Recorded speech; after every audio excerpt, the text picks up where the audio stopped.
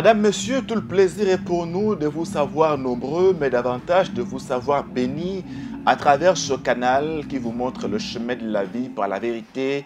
Canal Le Chemin, la vérité et la vie, la télévision de Jésus-Christ au sein de la fondation Olangi Osho. Bienvenue dans ce programme spécial consacré aux 30 ans de la jeunesse chrétienne combattante que nous célébrons ici à Kinshasa, où nous avons les délégations de tous les sièges de la fondation Olangi Osho, environ 154 qui sont représentés ici à Kinshasa. Des sièges qui sont donc éparpillés dans 54 pays environ du monde qui sont ici à Kinshasa pour célébrer le Seigneur, pour l'impact que la JCC a produit dans la vie de ces jeunes et enfants qui sont venus pour rendre grâce à Dieu pour tout ce qu'il a fait en termes notamment de délivrance. Et aujourd'hui, nous avons l'honneur de recevoir pour vous un siège qui nous vient du siège de la fondation Olangi Osho de Bangui. Nous sommes là en Centrafrique, le couple Adala, papa héritier et maman Madeleine Adala, qui ont donc expérimenté ce Dieu de la JCC qui les a sortis des profondeurs de la malédiction. Ils ont l'occasion de nous le dire, expressis verbis, en vue de votre édification, en vue de la gloire de ce Dieu que nous sommes venus célébrer ici, à la Cité de Triomphe. Papa et maman Adala, shalom. Shalom. Comment allez-vous? Nous allons merci. Bien. Tout se passe bien à Kinshasa? Tout se passe très bien par la grâce de Dieu. Alors, on va commencer par maman. Comment se déroulent ces festivités des 30 ans selon vous? Bon, selon moi, ça se déroule bien, ça se passe bien. Sur les points spirituels, nous sommes bénis par différents serviteurs de Dieu qui nous interpellent par leurs enseignements et nous sommes bénis. Alors, qu'est-ce qui a déjà captivé votre attention depuis que nous avons commencé? Bon, ce qui a captivé mon attention, c'est le fait que les gens sont venus de partout ailleurs dans le monde. Okay. Ils sont venus remercier, rendre grâce à Dieu pour les merveilles que les dieux des papas et des mamans Olangi ont effectuées dans leur vie. Alors le couple Adala, je rappelle qu'il sert le Seigneur au partenariat du siège de Bangui. C'est un couple économiste de formation. Et donc, ils sont au ministère depuis 2006 ou 2007 à Bunia, en RDC. Il est originaire de la République démocratique du Congo. C'est un couple qui vit en RCA depuis 2019. Papa héritier, dans quel concours de circonstances vous venez, vous, au combat spirituel? Nous sommes là à Bunia. Oui, merci monsieur le journaliste. Avant de commencer, je vais d'abord vous remercier vous d'avoir choisi notre couple. Gloire à Dieu. Que Dieu vous bénisse. Ce n'est pas nous qui vous avons choisi, c'est l'Esprit de Dieu qui vous a choisi. Merci. Il est passé par nous. Oui, parce qu'il veut justement que vous rendiez grâce à Dieu qui vous a délivré dans ce ministère. Allez-y, papa Adala. D'accord, merci. Et je voulais aussi ici remercier d'abord à toute l'équipe missionnaire, à commencer par le président, monsieur Papa Alain Gabriel, et tous les enfants biologiques des papas et des mamans Olangi pour le travail efficace qu'ils sont en train de faire nuit et jour. Ce n'est pas facile. Et ils ont pris le rythme des papas et des mamans Olangi pour tenir à ces ministères jusqu'à ce jour. C'est la raison pour laquelle d'ailleurs, vous me voyez, nous sommes là. Alors, je les remercie beaucoup, mais je vais remercier d'une manière particulière le serviteur de Dieu, Papa Dieudonné Diciel Boukassa. Et vous allez comprendre à travers cette émission aujourd'hui pourquoi j'ai dit d'une manière particulière Papa Dieudonné Diciel Boukassa. C'est parce que tout a commencé à travers l'enseignement à Bunia qu'il avait organisé pour la première fois. Il était venu à Bunia pour animer un séminaire biblique au cours duquel tout a basculé dans votre vie. Oui, voilà. De quelle manière? Ok, moi je vivais et j'étais chrétien dans une église. Et j'avais un encadreur qui était aussi étudiant à cette époque-là. C'était là, au RATR 2007. J'étais encore étudiant et j'avais un encadreur spirituel. Étudiant en économie? En économie, bien sûr. Oui, il m'a invité pour suivre le séminaire qui est organisé par un homme de Dieu puissant qui va venir des Goma. J'ai dit, qui est cet homme de Dieu puissant? Il m'a dit, non, venez, tu vas voir. Il s'appelle Papa du ciel, Papa Dieudonné du ciel Bukasa. Et il paraît que Dieu l'utilise puissamment. Et c'est le Dieu de papa et de maman Hollande qui le sert. Et c'est le même Dieu de Moïse, le Dieu d'Abraham, le Dieu d'Isaac, le Dieu de Jacob, le Dieu de Daniel, le Dieu de Meshach, Abednego et Shadrach. C'est le même Dieu qui fit avec ces gens que papa et maman Hollande ont servi. Et il continue à agir à travers papa Dieu donné du ciel Bukasa. J'ai dit, ah bon, ça va, je suis intéressé. Et surtout, comme tu es notre encadreur, moi, j'ai serré là. Et les jours J, j'ai été là. Et là, on n'était pas encore fiancés avec madame, mon épouse, et que je salue sa présence et sa douceur. Formidable, formidable. Regardez comment elle est en train de sourire, ça lui va droit au cœur. Je suis vraiment content et je suis honoré par sa présence. D'ailleurs, vous voyez, je suis vraiment content par la présence de madame, mon épouse. Alors, vous allez justement à ce séminaire-là, Maître Dieudonné Bukasa du ciel, que nous saluons en passant, lui et son épouse et toute la famille. Alors, qu'est-ce qui vous maintient au ministère à partir de ce séminaire-là? Merci pour la question. Oui, vous serez d'accord avec moi que pendant le séminaire qui était animé, un séminaire d'une semaine, du lundi au samedi et avec la clôture le dimanche, et on a fait avec une action de grâce, c'était vraiment merveilleux. Alors, ce qui m'avait beaucoup plus à retenir, et cela m'a beaucoup frappé dans ces séminaires, c'était l'enseignement et la puissance qui était libérée par Dieu à travers ce serviteur sur le peuple de Bunia, les Itoriens, qui ont accepté de venir écouter l'enseignement pendant cette époque-là. Et arrivé à la fin de l'enseignement, des séminaires, et les serviteurs de Dieu, Papa Dieudonné du ciel Bukasa, nous avait appelé de soutenir l'œuvre de Dieu avec l'argent que nous, les chrétiens, nous avons pour faire continuer ces œuvres. Et parce que là, le ministère était à ses débuts, n'est-ce pas? Oui, c'était à ses débuts encore. Oui. Les faibles commencements de l'œuvre. Alors, moi, j'étais encore étudiant, je n'avais rien et j'étais financièrement souffrant. J'étais par terre, j'étais le plus malheureux, le plus diminué du monde. Du monde? Oui, je peux le dire. C'est-à-dire quoi? Ça veut dire que j'étais dans un niveau de pauvreté le plus désagréable et regrettable. D'ailleurs, si tu me voyais à cette époque-là, je n'avais pas de position, je n'avais pas de forme. Vous ressembliez à qui? Je ne sais pas comment me qualifier, mais les mots me marquent. Comprenez mon émotion, vraiment les mots me marquent, c'est ça, c'était très dur. Alors maintenant, Maître du ciel vous demande de soutenir l'œuvre de Dieu, vous étiez fauché, tel un rat d'église. Maintenant, comment vous faites pour répondre à l'appel de Dieu à travers son serviteur?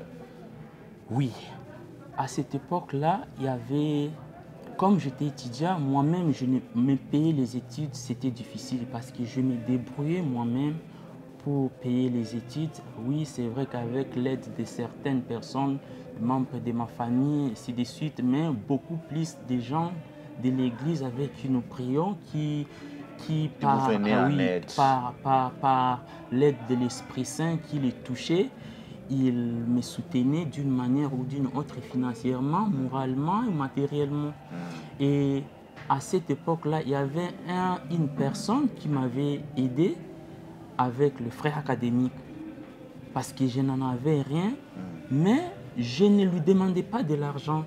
Cette personne-là, je lui demandais juste qu'il puisse m'aider, que je puisse avoir un petit travail là où elle travaillait, afin de subvenir à mes besoins académiques. Oui. C'est ça ce qui m'avait poussé d'aller voir cette personne-là.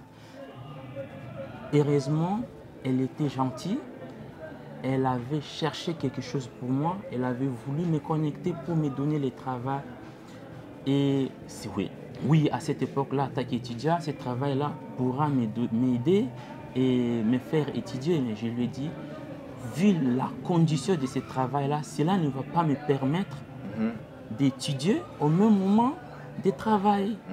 D'où, comme je vais encore étudier, je ne peux pas lâcher l'étude pour ce travail-là, car bien même elle m'a trouvé l'opportunité.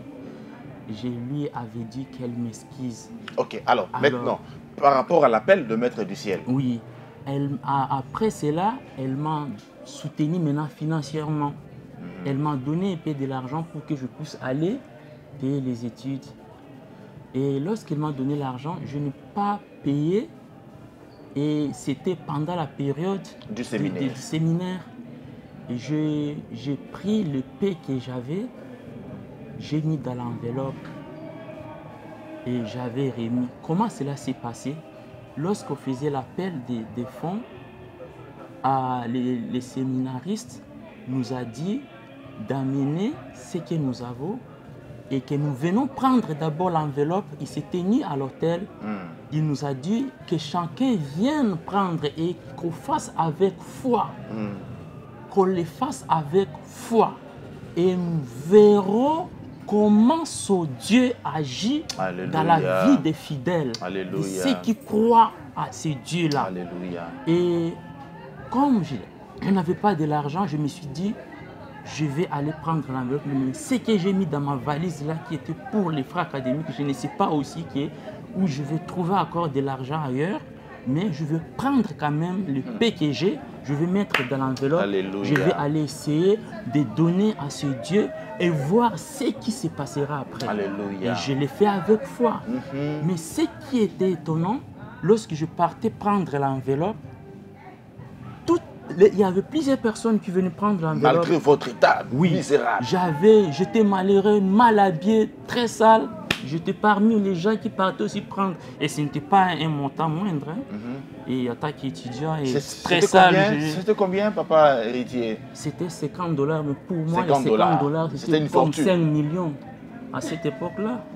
5 millions de $. Oui, 5 millions de $. Pour moi, les 50 $, là, ça représentait 5 millions de $. Et j'ai pris ça, j'ai mis ça dans l'enveloppe. J'avais pris l'enveloppe. Et lorsque je partais prendre d'abord l'enveloppe, le serviteur de Dieu a commencé de prophétiser et de déclarer des paroles de délivrance sur moi. Qu'est-ce qu'il il y avait plusieurs personnes, il n'a pas fait ainsi comme il avait fait pour moi. Vous vous souvenez d'une de ces paroles-là qu'il a dites? Oui, il avait dit que Dieu m'élève, que Dieu me bénisse, que je puisse me distinguer parmi la jeunesse et toute la jeunesse puisse soit secouée de voir comment Dieu est en train de m'élever. Il a déclaré des paroles, il a prophétisé sur moi.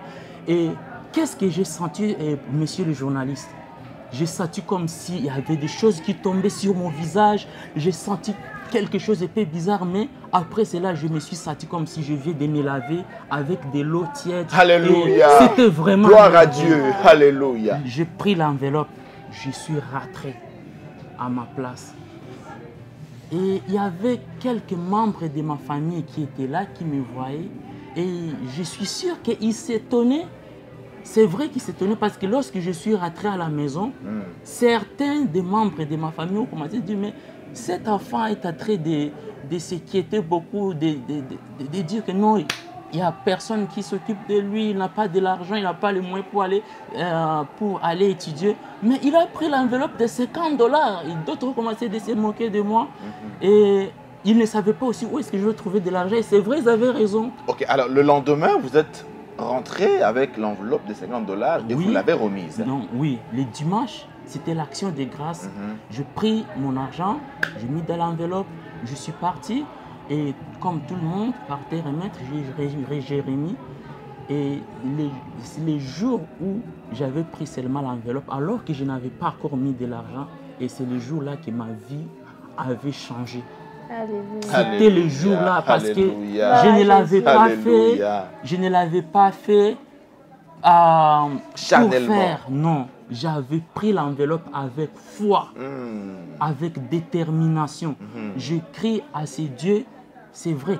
C'est vrai que je connais la parole, je vis comment Dieu a fait avec Abraham, comment il a agi à travers Moïse à libérer les enfants d'Israël, comment il a libéré Daniel dans la fosse au lieu, comment il a libéré Meshach, Abednego, Shadrach dans la fournaise au feu. Lorsque je me suis souvenu de tout ça, j'ai dit, c'est Dieu doit être un Dieu puissant qui est papa et maman au langue. Je dois prendre l'engagement. Et je l'avais fait avec foi. Vous avez mis notre Dieu à l'épreuve. Oui. Et c'est cette foi qui a il dit, mettez-moi de sorte à l'épreuve et vous verrez si pour vous, je n'ouvre pas les écluses de cieux, si pour vous, je ne menace pas le dévoreur.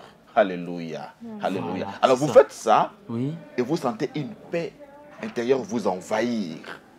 Ces jours-là, j'étais rentré à la maison, j'étais vraiment calme. J'avais la paix du cœur que je n'avais jamais eu auparavant. Je n'avais pas peur et je croyais que je vais finir mes études. Et c'est vrai, avec cette croyance-là, je n'avais pas. Je finis la licence. Aujourd'hui, je vous dis, je ne devrais pas le dire devant vous sur la chaîne télévisée. Non, dites-le pour la gloire de Jésus. Mais je vous dis, aujourd'hui, je suis en train de faire les doctorats. Je fais les doctorats à 10 d'INEA. D'INEA aujourd'hui, dans quelques mois, je serai un docteur. Papa héritier, bientôt, donc là, vous serez docteur en économie. Vous le faites à Bangui, en Centrafrique. Mais quand vous finissez vos études à Bunia, commencez-vous à travailler localement ou bien vous faites encore une pérégrination qui vous conduit finalement en Centrafrique? Comment ça se passe? Oui, je voulais rectifier, monsieur le journaliste. Ce n'est pas à Centrafrique que je fais mes études pour devenir docteur. C'est dans une université américaine que je suis en train de faire. Par correspondance? Oui, par correspondance. Quelle université? Et c'est quelle université, s'il vous plaît? Texile America University. Ok. C'est là où je suis en train de faire. Et ce n'est pas français, et c'est en anglais. Parce que je suis actuellement bilingue. Alors que j'étudiais dans une université de Bunia, de la place, qui n'avait pas de réno. Et aujourd'hui, grâce à Dieu... Votre maîtrise DA ou DS, vous l'avez fait où? Bon, j'ai juste fait la licence avec des formations dans le même angle, dans une université à Copenhague.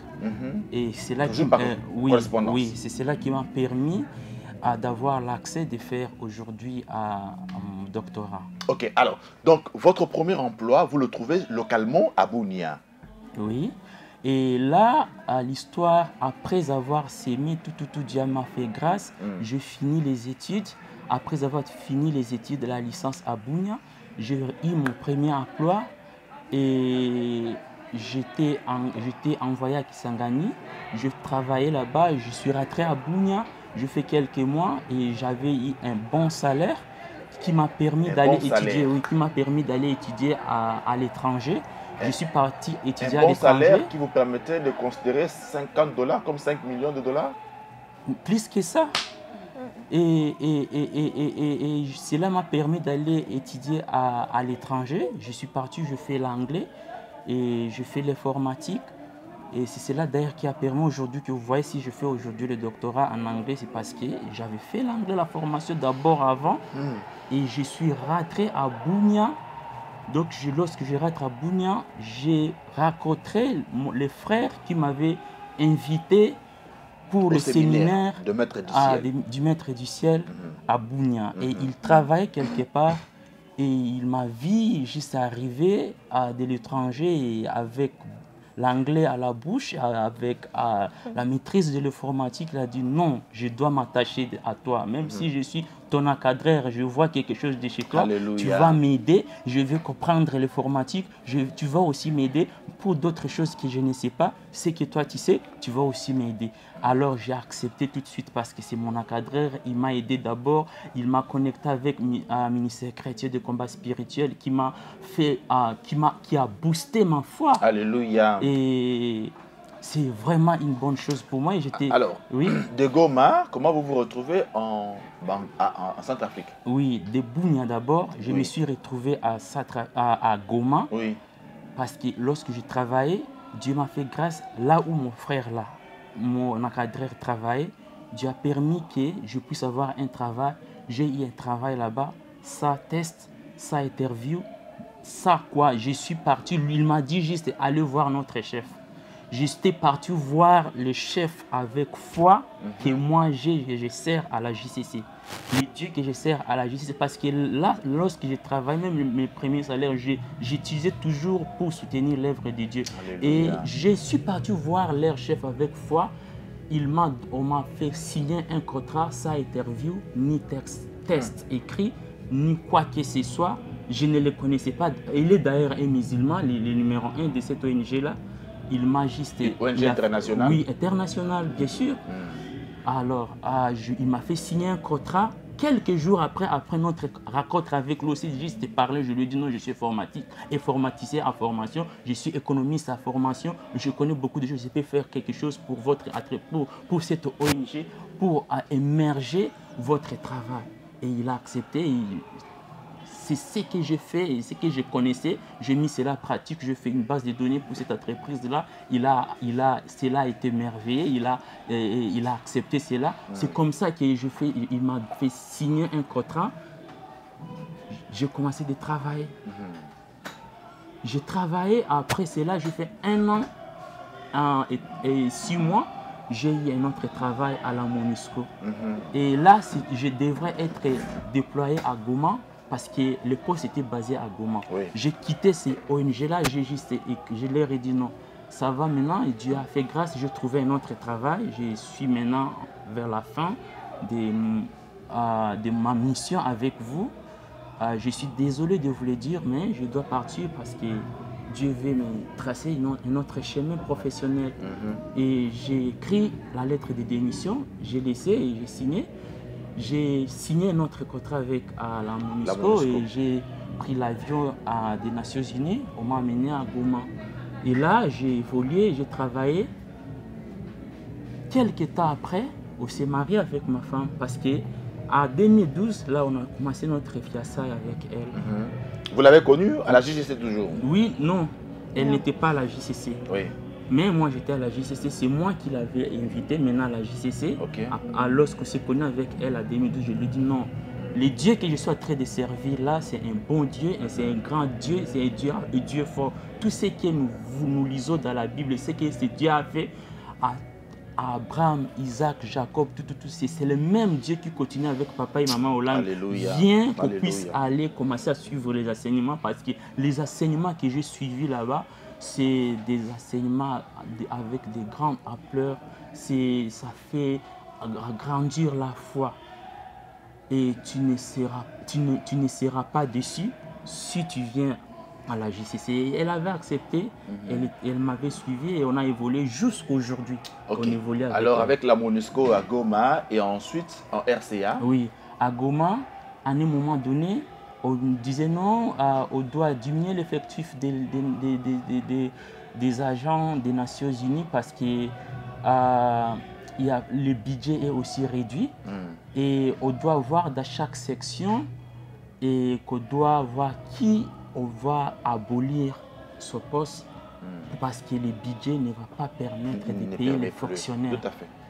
Et tout le monde était paniqué. C'était vraiment des paniques. Vous étiez paniqué? Non. En tant que fils de Dieu, en tant que croyant en Jésus, rien ne m'avait arrivé. J'étais tranquille.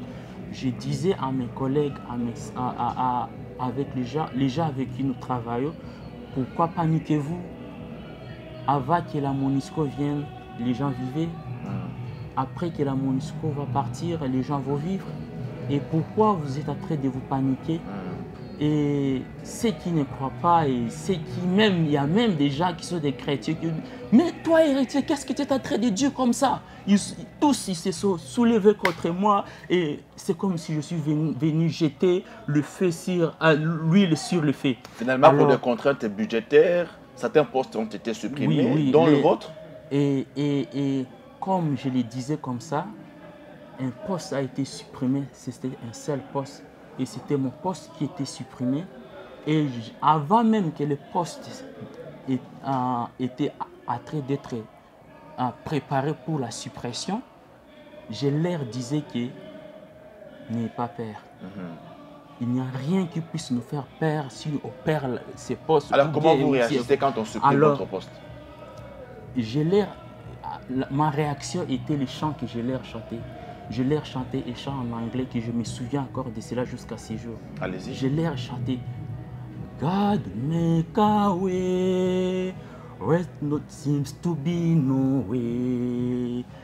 You X way we cannot see. He will make a way for me. He will be my God. Hold me close to be his side. With love and strength for each new day, He will make a way.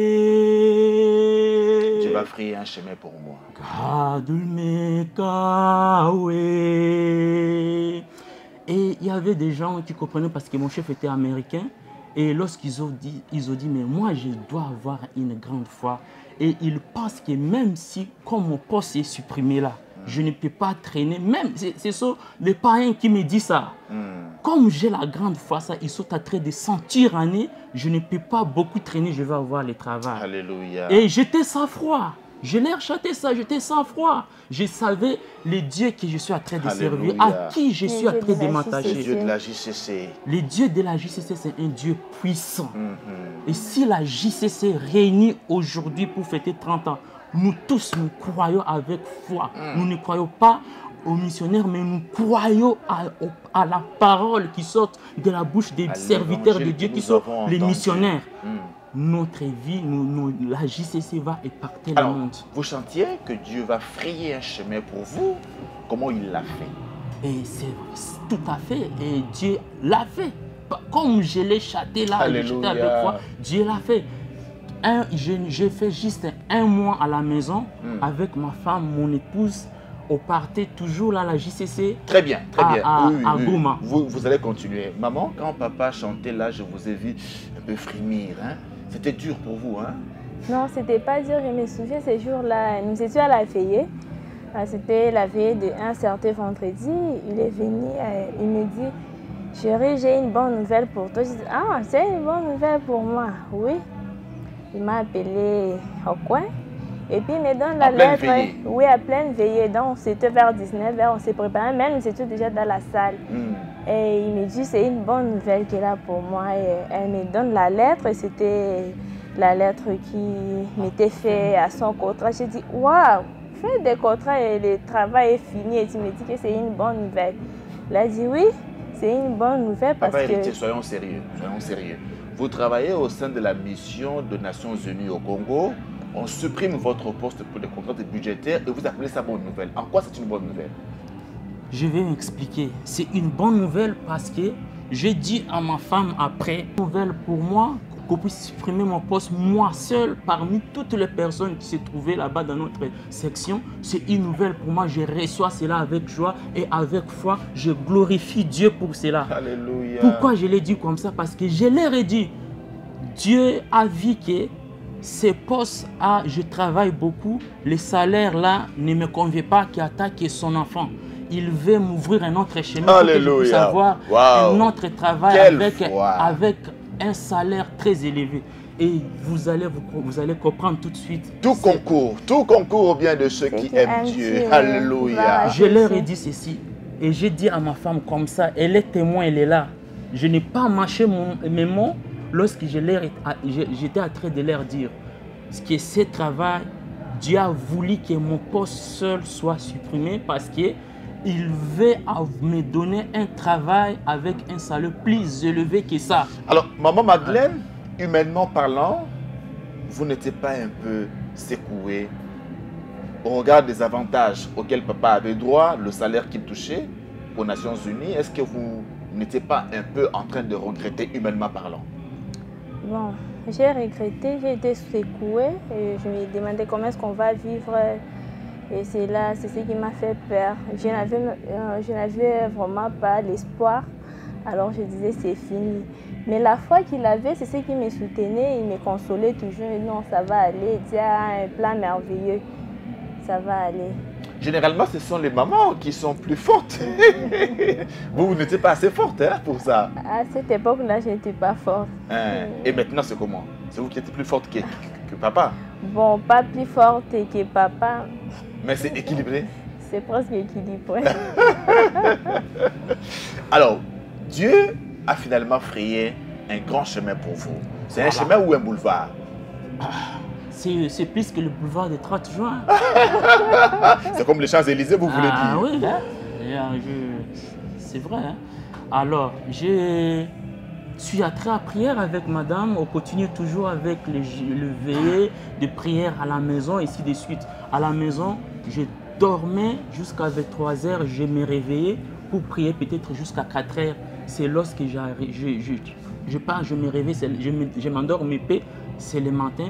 Peut-être je vais aller jusqu'à 8 h, 9 h comme j'étais à la maison, en train d'attendre un grand travail que Dieu est en train de préparer pour moi.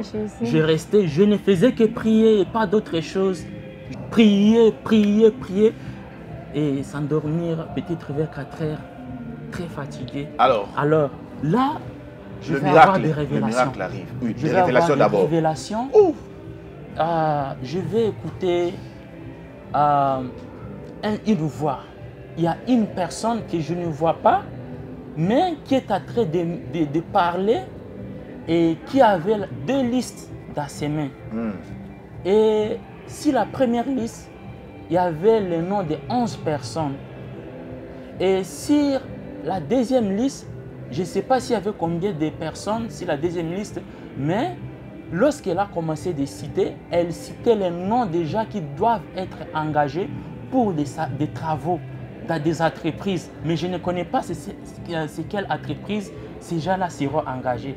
Mais j'ai commencé seulement à écouter. C'était après la prière que j'ai fait, la nuit jusqu'à 4 h, je me suis endormi un peu, que j'ai eu cette révélation, que j'ai commencé d'écouter la voix.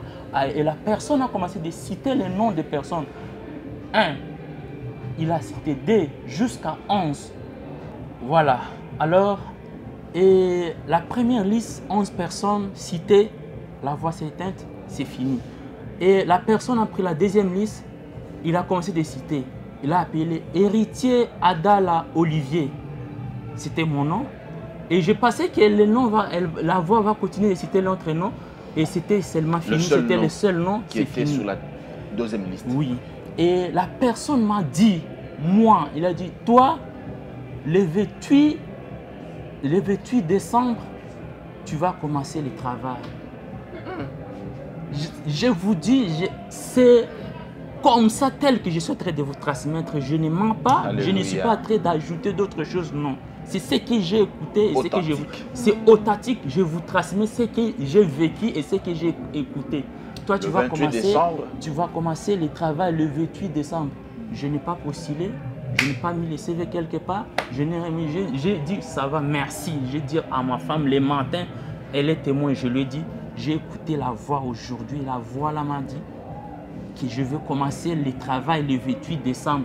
Et il y avait d'autres personnes, 11 personnes qu'on avait citées sur la première liste, dont je ne connais pas ces gens-là. Là, vous étiez au mois d'octobre ou novembre? On était au mois de octobre. Fin octobre. Fin octobre, début novembre. Oui. Et comme la voix m'a dit comme ça, j'ai crié à cela. Je suis resté, même si je n'avais pas mis mon CV. Maman aussi, vous aviez cru à cette voix-là? Oui. Ok. Alors, arrivé vers avant le 28, c'était le 27 comme ça, on m'a appelé dans une entreprise à Goma. Une entreprise commerciale qui est contracteur de la Monisco et qui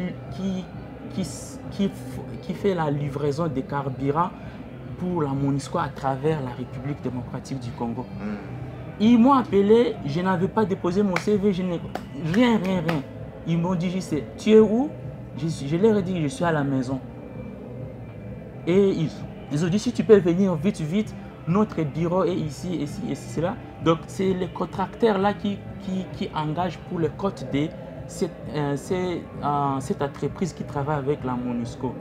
Alors j'ai dit à ma chérie, je pars d'abord voir là-bas, là où on m'a appelé. J'arrive là-bas, on a dit non, tu nous donnes les cartes de chômage, tu donnes la carte de lecteur, tu donnes tes documents, tu fais la photocopie, tu donnes la carte, on aime. Tout ça, j'ai commencé de faire des photos passeport. Tout de suite là, j'ai commencé de courir par-ci, par-là. J'ai fait tout ça, j'ai amené. Ils ont dit, le 28, tu commences le travail. Alléluia, alléluia. Le 28, comme j'avais entendu dans la voix, dans les songes, que moi j'avais attendu, et c'est la même chose. J'ai senti le froid, je ne savais pas quoi dire, j'ai dit seulement merci parce que Dieu est fidèle. Alors comment écouté, était ce travail par rapport à celui de la MONUSCO? Le travail, les salaires étaient moindres par rapport à la MONUSCO, mais les postes étaient élevés. Moi, à la MONUSCO, j'étais assistant. Mais arrivé là-bas, j'étais officier, j'avais mon assistante. Et c'était le début maintenant. J'ai juste fait à 1 mois, 2 mois comme ça. Et un jour comme ça, j'ai vu un message entré dans mon boîte mail privée qui n'est pas de l'entreprise, soit disant que si je vais, que je puisse confirmer ma disponibilité pour aller travailler comme expatrié. Je n'avais pas aussi, je ne m'attendais pas à cela, je n'avais rien fait, mais on m'a envoyé directement la lettre là, le mail là. J'étais surpris. Un certain matin comme ça, j'arrive au bureau et on m'envoie un mail comme ça. J'étais dans la joie. J'ai commencé juste à glorifier le Dieu d'Israël, le Dieu d'Abraham, d'Isaac, le Dieu de papa et de maman Olagne, le Dieu des frères d'ici, le Boukassa. J'ai commencé à l'adorer. Alléluia. J'ai réussi à mon contrat. On m'a envoyé par email le contrat. Et j'ai signé le contrat. J'ai scanné et j'ai retourné. Et à la date que moi j'avais dit que moi je serais disponible. Et j'ai démissionné de l'autre côté, là où j'étais à Goma. Vous êtes l'expert en démission. J'ai démissionné et oui, je ne devrais que le faire parce que, comme je vous avais dit, Dieu était en train de me préparer un travail plus grand que le travail des nations, de la MONUSCO. Et comme j'avais dit de ma bouche, je l'avais déclaré non pas selon la chair, mais au nom de Jésus-Christ, ça ne devrait que s'accomplir parce que cela est venu de ma bouche. Le pouvoir de la mort et de la vie sont sur nos langues. Et c'est ce qui est sorti de ma langue, de ma bouche. Finalement, vous voilà ça ne devrait que s'accomplir. En 2019, en Centrafrique, comme expatrié, travaillant pour le compte d'une grande structure. Oui, et c'est toujours aux Nations Unies. Oui. Mais cette fois-ci, c'est expatriation. Oui. C'est juste une grâce et une faveur que mon Créateur m'a fait. Et je n'ai pas, je n'ai pas à me taper au partenariat. Oui, je n'ai pas à me taper la poitrine, soit disant que je suis fort et je connais prier. Non, non. Je veux dire juste à la JCC qui fête aujourd'hui les 30 ans. Soyons sérieux avec ces dieux. Alléluia. Soyons seulement sérieux et observons les lois, le commandement tel que les serviteurs de Dieu sont en train de nous les transmettre. Si nous sommes sérieux, nous allons voir toujours les merveilles de Dieu, des miracles et des prodiges. Et c'est cela qui fera c'est que même les païens, en écoutant nos témoignages, vont dire qu'ils sont en train de se perdre la tête. Ils doivent rentrer sur les rails. Et nous devons les faire rentrer sur les rails. Maman Madeleine Adala, c'est finalement la bonne nouvelle dont papa vous parlait. Finalement, la bonne nouvelle. La bonne nouvelle. Alors, quand il vous annonce ce jour-là le contrat qu'on lui a envoyé, comment vous l'accueillez? Quand il m'a annoncé la nouvelle, j'ai été surprise. La première chose d'abord, je n'avais pas cru. J'ai dit non, c'est pas possible. Mais ils m'ont dit non, les dieux que nous prions, les dieux que nous servons, c'est lui qui a fait des miracles. Donc, tu n'as qu'à accepter parce que c'est les miracles qui viennent de Dieu. Et puis, nous avions glorifié l'Éternel. Nous avions dit merci à l'Éternel pour toutes ces merveilles, pour ces nouveaux travaux qu'il nous a donnés. Alors, vous-même, à titre personnel, Maman Madeleine Adala Chika, JCC, dites-nous un peu de mots. Qu'est-ce que ce Dieu a fait dans votre vie, personnellement? Oui. Les dieux d'Abraham, les dieux d'Isaac, les dieux d'Israël, il a fait tellement de merveilles, de grandes choses dans ma vie. Il a transformé ma vie. J'ai béni ces dieux de m'avoir donné un époux merveilleux, un époux qui me soutient. C'est grâce à lui que j'ai connu le ministère du combat spirituel. C'est grâce à lui que ma vie a aussi changé, a transformé. J'ai connu la vérité, comme nous sommes toujours enseignés, que tu connaîtras la vérité, la vérité t'enfranchira. Grâce à lui, j'ai connu les ministères et je me suis appliquée, je me suis donné corps, âme et esprit. Je me suis dit non, vis sa vie. Nous sommes en couple, nous vivons ensemble. Allez, voyez son comportement, comment est-ce qu'il vit. J'ai dit non, là, les dieux des papas et des mamans au langue, c'est un vrai Dieu. Moi aussi, je dois m'attacher à ces dieux. Et quand je me suis attachée à ces dieux, moi aussi, j'ai commencé à expérimenter la gloire des dieux. D'abord, premièrement, ma vie a changé.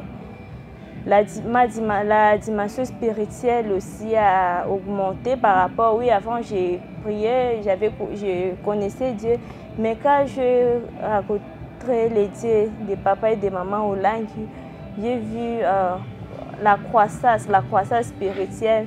Il y a des choses que je ne connaissais pas et je les connais. Ça, entre autres choses que vous ne connaissiez pas, que vous avez connues dans ce ministère. Et surtout, les grandes révélations de ma vie. Parce que dans ma jeunesse, j'ai trouvé quand même cette grâce-là. Je me rencontrais avec les grands serviteurs de Dieu et ils donnaient des révélations sur ma vie.